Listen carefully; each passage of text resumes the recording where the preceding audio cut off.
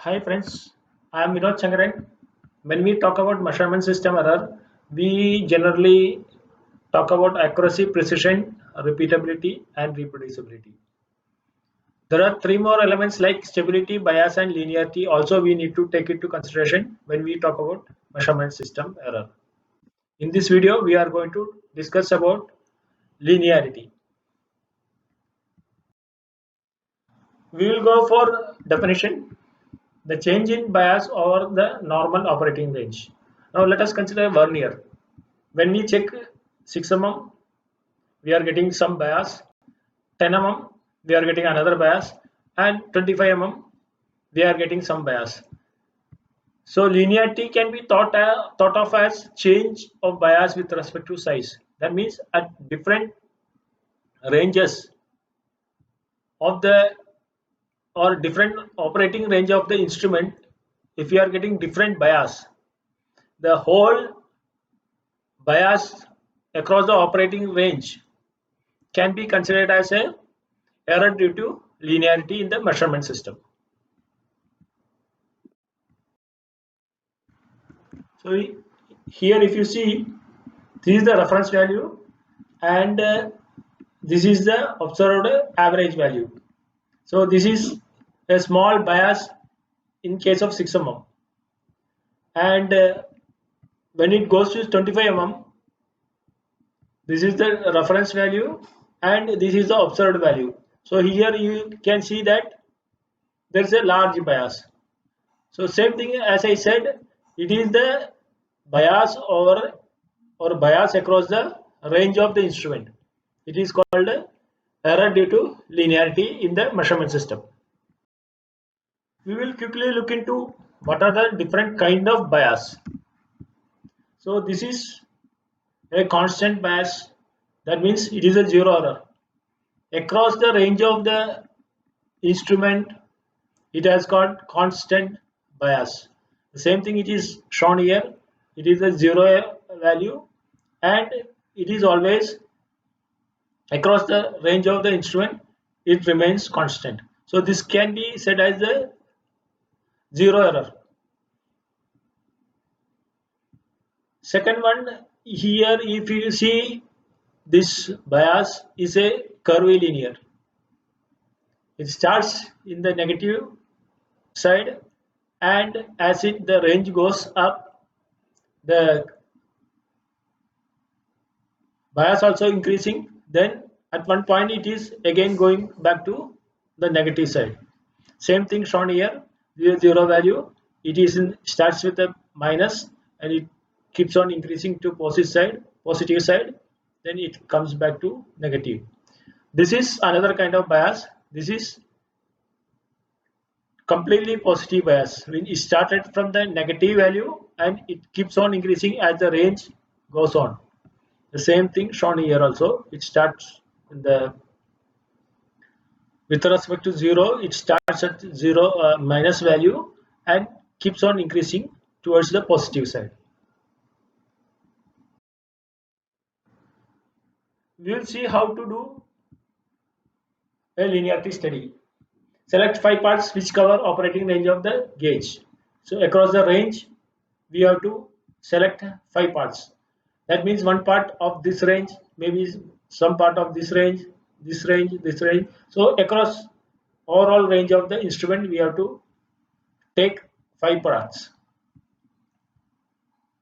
Check each part with a master gauge to get a reference value. So this can be considered as a master value against which we need to do the comparison. Check each part more than 10 times on the subject gauge by an operator who normally uses the gauge. So the gauge which we need to study the linearity error. With that gauge, an operator has to check 10 times. So 5 parts each more than 10 times he has to check and ensure that the checking is done at random. It should be ensured that the checking is done at random. We will go for an example. 5 parts are taken and its dimensions starts from 2 to 10. and these dimensions are checked with a master gauge to get a reference value. And the gauge which we need to study the linearity, an operator needs to check 12 times each part and note the dimensions. So these are all the observations for all the 5 parts. There are total 60 observations, and this is the bias average. So now we will calculate the linearity. So here is the data. This one is transferred to in this form, because we need to put it in this form only into Minitab. Then only Minitab will accept. So we are seeing that the part number 1 12 times, and its reference value is also given 12 times, and actual measured value. Similar to that, part number 2, part number 3, its actual reference value 12 times put here, and actual measured value is also given here. So this same thing I am going to put it, copy and paste to Minitab. So here it comes, all the parts, reference value and measured value is given here. Now we need to calculate the linearity. Stat, we need to go to quality tools, then gauge study, then gauge linearity and bias. Now here what we need to do is that we have to put the parts, which is the parts here, then reference value, that is our reference value, and the measured value is given here. Now the process variation, it is actually optional, but this is I calculated by doing a gauge R and R, and I got the value of 19.1979. So I am putting the same value over here. 19.1979 is the gauge R and R total study variation. We got it from this uh, value in this, from this measurement. Now you can put gauge information also. You can put vernier, name, date, and who has done the study, the gauge tolerance, and any miscellaneous you can put it here. I'm not just putting it here because of time constraint. And you need to say okay. Then here also you need to say okay. Now you got the actual result. Linearity, if you see, it is 1.1 percentage. That means it is out of overall process variation, 1.1 percentage is contributed by linearity. And the bias also, you can see that it is only 0.1 percentage.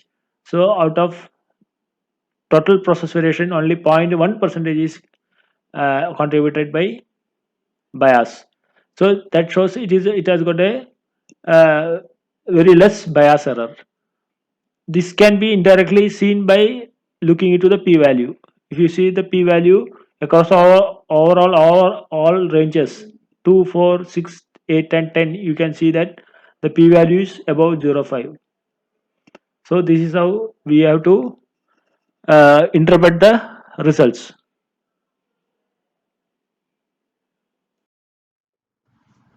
So we will go for the interpretation once again.